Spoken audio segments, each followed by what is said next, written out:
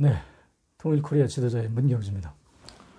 여러분, 제가 이렇게 자주 조금씩밖에 못하는 이유가요. 이게 14분 뭐 몇 초인가 지나면 그게 안 올라가요. 그 유튜브, 페이스북에. 올라가도 뭐 15초인가? 딱 하다 끊기고 다시 영어로 들어가고 계속 그러더라고요. 근데 난 그 기술적인 어떤 해결책이 없어요. 그래서 이제 14분 몇 초씩 하고 이제 15분만 넘어가면 끊어지더라고요. 그래서 이제 끊었는데, 제가 이제 일부에서 배경은이를 비롯한 우리나라 언론들이 이제 총동원해가지고 박정희 독일 차관 사기를 쳤다고 그랬잖아요. 그게 왜 사기냐면, 우리나라에 광부가요, 언제 갔냐면 1963년 12월 8일인가요? 12월 8일인가 123명이 광주가 첫 번에 갔어요. 서독을.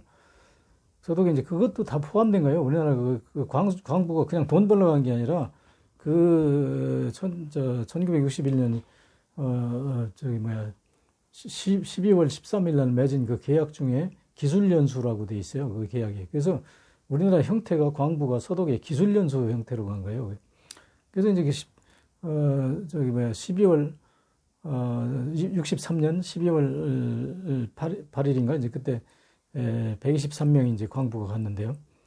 생각해 봅시다. 광부가 63년도에 갔는데 박정희가 간 거는 61년 12월 8일이란 말이에요. 그러면 광부가 가기 2년 전, 약 3년 전 아닙니까? 3년 전에 서독에 가 있지도 않은 광부를 어떻게 월급을 담보로 해요? 그런 그 엉터리가 거짓말이 어디 있습니까? 그게 거짓말 하다가 나중엔 또 살짝 바꾸더라고요. 뭐냐면 64년으로 또 바꾸더라고요. 근데 처음에는 이제 61년 12월 8일 박정희 13일 날 그 계약 맺을 때 광부 간호사 월급을 담보로 해가지고 이제 그 차관을 얻었다고 그렇게 사기를 쳤거든요. 그런데 그 간호사는 또 언제 간지 아세요? 1966년 1월 6일 날 갔어요. 1월 6일 날 128명이 갔어요. 그런데 간호원이 가기 5년 전, 광부가 가기 3년 전에 가지도 않은 그 광부를 뭐 몇천 명 하는 걸로 이렇게 월급을 담보로 해서 이제 그 차관을 얻어왔대요. 근데 우리나라 상공부 장관까지 하고 우리나라 굴지에 서울에 있는 뭐 제2대학 석좌 교수를 한다는 그 배경은 박사라는 이 늙은 사기꾼이 말이 되는 얘기를 해야죠. 지금 노동자의 월급을 담보로 주는 나라가 있습니까? 우리나라 근로자 월급 담보로 뭐 해요? 근데 지금은 뭐 그런 게 조금 있는지 몰라요. 물건 파는 거 그런 거 뭐 그냥 이렇게 법적인 구속력 없이 어떻게 담보로 하는지 모르겠는데, 혹 가다 이제 무슨 채무관계가 있으면 근로자 월급을 차업도 하죠. 차업하는데 조건이 있어요. 그 사람 생계비를 제외한 나머지만 차업할 수 있는 거예요. 그러니까 우리가 생계비를 얼마로 봅니까? 사람에 따라서 이제 틀리는데, 그러니까 월급의 몇 프로만 할 수 있는데, 그것도 사실은 편법에 가까운 것이지, 정부가 차관을 주는데 근로자 담보를 하고 월급을 준다? 이런 사기꾼들이 세상에 어디 있어요? 이 자유민주주의, 지금 무슨, 조선시대 무슨 노예제도입니까? 노예 같으면 담보가 되죠. 노예 시대는. 근데 이런 현대 어떤 성문법에서 적용될 수도 없는 내용이고 국제법으로 인정도 안 되는 그따위 사기를 치고 다녀요. 이 늙은이가 지금도. 그걸 또 철석같이 믿고 거의 징징 짜고 오는 그 늙은이들 보면 정말 내가 아주 문통 터져요. 나도 늙은이지만 어찌 늙어도 그렇게 지저분하게 늙습니까? 그래서 가지도 않은 광부를 상대로 해서 사기를 쳤다고 하는 그런 게 전부 다 거짓말이죠. 거짓말인데 그 거짓말이 얼만큼 통용되냐면, 종편은 물론 무슨 조선일보 무슨 하여튼 KBS MBC까지도요. 후차 방송했습니다. 배경은이 출연시켜가지고 박정희가 막 눈물로 홀로서서 거기서 담보 얻었다고. 거의 지금은요. 최근은 오늘 인터넷 뒤져보니까 하도 기가 막힌 게, 간호사로 갔던 늙은이들까지도 나와서 그때 담보로 저희들이 했다고 뭐 하는 식으로 이제 인터뷰를 했어요. 근데 이것들이 언제 갔나 보니까 저는 71년도에 갔고요. 저는 72년도에 갔고요. 이런 세상의 엉터리 방송이 그 통용되는 이 우리나라가 이게 정상적인 나라입니까? 박정희가 1961년 12월 8일 날 가서 13일 날 체결한 조약에 70년 전에 간 그 간호사가 어떻게 거기 다 월급 담보를 해요? 이런 세상이나 이런 나라는 참 살아도 내가 살아도 이거 정말 한숨은 나라예요, 이 나라. 그래가지고 내가 그걸 보면 아주 그 성질머리가 나가지고 지금 이 방송을 하는데 여러분 제발 우리 좀 정신 좀 차립시다. 이런 그 사기꾼들한테 속으면 됩니까? 나는요, 그 2014년, 박근혜가 독일 갈 때 참 흥미진진하게 지켜봤어요. 제자가 독일 가서 풀림없이 그 교포들을 만날 텐데, 그 교포들이라는 사람들이 그 사람들이 아니요, 그 간호원으로 간 사람들. 근데 그 사람들이 담보를 해준 사실이 없단 말이에요. 뭐, 솔직한 사람들은 이제 담보 그런 거 전혀 모르는 얘기, 처음 듣는 얘기라고 그렇게 얘기를 해요. 근데 그 사람들 앞에서 뭐라고 얘기할까 저걸 굉장히 궁금했어요. 그랬더니 내가 텔레비를 잘 안 보는 사람인데 그때는 아주 특별히 만사 제쳐놓고 박근혜가 서독에 가서 뭐런 얘기를 하나 봤더니 이 여자가 기가 막히게 머리가 잘 돌아가더라고요. 뭐라고 그러냐면 그 근로자 간호원들 그 퇴직해서 늙은 할머니 할아버지 다 된 사람들 모아놓고 여러분들이 독일에서 그 월급을 보내줘 가지고 저희 조국이 발전했습니다. 이야, 기가 막히더라. 우리나라에서는 근로자 담보를 해가지고 뭐 차관을 얻었다가 먹여 살렸다며 굶어 죽게 생긴 사람들은. 근데 거기 가서 박근혜는 어째서 담보를 그 소리는 빼고 월급을 보내줘서 우리나라가 발전했습니다. 물론 독일의 그 근로자들이 월급 보내준 것도 조금 발전이 되긴 됐겠죠. 그렇지만 그게 예를 들어서 한 2만 몇 명인가 그렇게 갔을 거예요. 독일이 전체 관계. 근데 그 사람들도 큰 돈이죠. 그건 알짜다. 달러니까. 그런데 우리나라 그런 건 세 발에 피요. 우리나라 그 발전된 그 경우가 제가 이제 앞으로 하겠지만 그 후로 차관 들어온 게요. 제가 그 토탈을 먼저 미리 말씀드리면 계산해 보니까 우리 국민 2명당 아파트 한 채씩 지어주고도 남아요. 그 엄청난 차관이 우리나라에 들어왔습니다. 그래서 하여튼 그거는 이제 나중에 이제 말씀드릴 거고. 그래서 독일에 가서 이제 그렇게 빠져나오더라고요. 그래서 저는 굉장히 궁금했어요. 저것도 최순실이가 원고를 써줬을까? 아니면 그 청와대 여기 내 유튜브에 들어와 있는 그 민경욱 대변인이 써줬을까?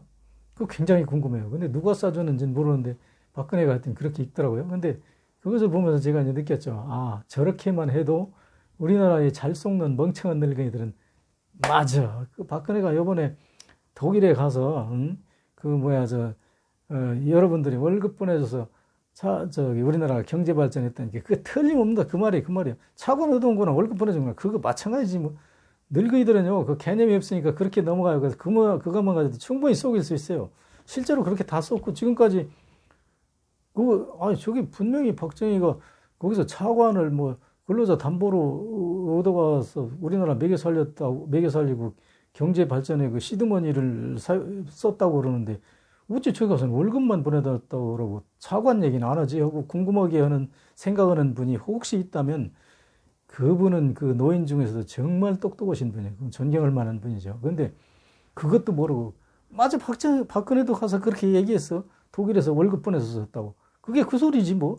이렇게 생각하는 사람이 있다면요.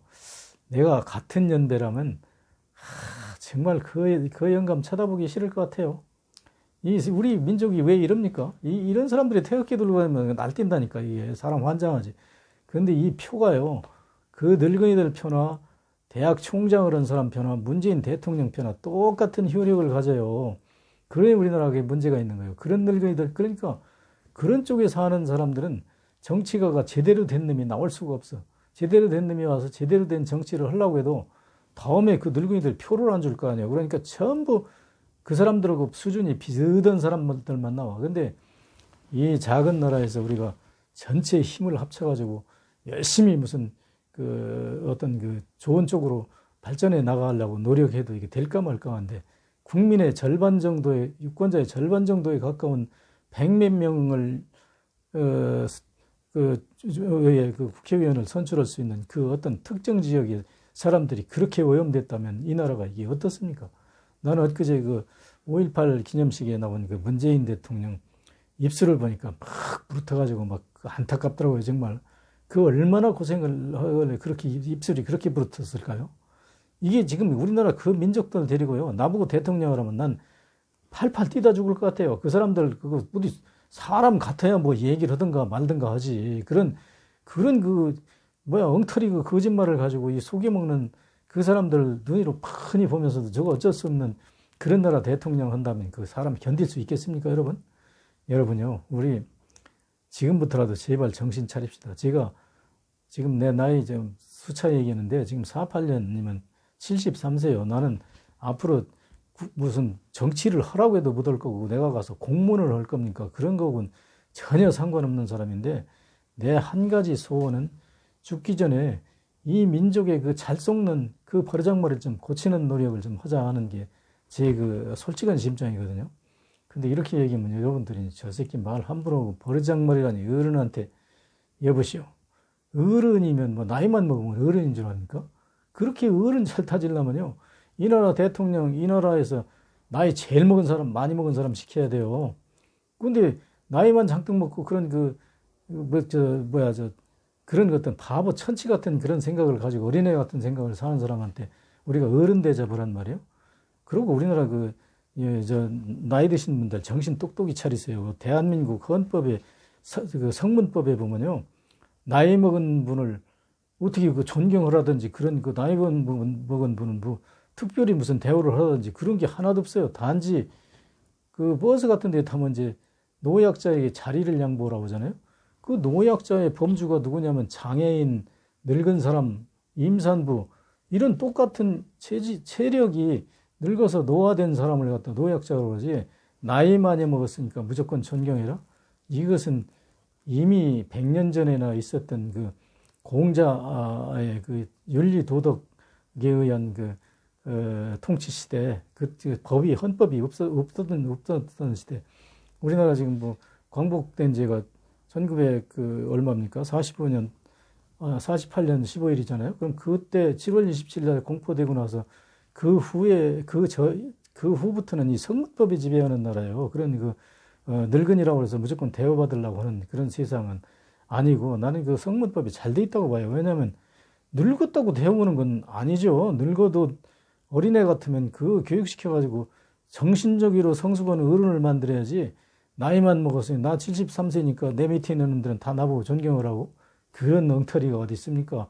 이 생각을 바꿔야죠. 바꾸고 우리가 정말 정신 바싹 차려야 돼요. 그런 어떤 독일 차관 같은 그런 엉터리 그 얘기를 듣고 눈물을 펑펑 흘리는 이 민족이 그 한편으로는 참 착한 사람들이죠. 그렇게 얘기하는 걸 그 고지 듣고 저 앞뒤 가리지도 못하고 그냥 저게 다 사실이라고 대통령께서 저렇게 애를 쓰고 독일에 가서 그 사람들한테 눈물로 호소해가지고 무슨 차관을 얻었다. 그게 장면 정부에서 이미 다 그 약정해 놓은 것을 그 박정희가 쿠데타 일으켜 놔가지고 적어도 6개월 이상 7개월을 더 늦게 한 거예요. 이게 바로 실행될 것을. 그래가지고 이렇게 우리가 7개월이면 7개월 동안 굶어 죽은 사람이 얼마가 있을지 압니까? 이런 고통을 받은 이 민족에게 무슨 영웅이다? 무슨 영웅 같은 소리가 있는데 영웅이 무슨 쉰김치 쌈 싸먹는 겁니까? 그런 헛소리 하지 말고요. 우리가 그 영웅이 정말 그렇게 좋으면 여러분과 우리가 영웅이 됩시다. 영웅은 간단해요. 영웅은 어떤 게 영웅이냐면 정정당당하고 정의롭고 올바르게 행동하고 부정부패를 보면 눈 감지 말고 네 이놈 그건 잘못이야. 이렇게 얘기할 수 있는 사람이 바로 영웅이에요. 영웅이라는 게 무슨 특별히 어디 날아다니고 축지법하고 이런 영웅 여러분 상상하지 마세요. 그거는 판타지 소설이나 그 만화에 나오는 것이지 우리의 영웅은 지시대의 영웅은 촛불 들고 겨울에 그 추운데 광화문에 모여서 그 부패한 무능한 대통령 몰아낸 바로 그 사람들이 영웅이라고 생각합니다. 오늘 여기까지 하겠습니다.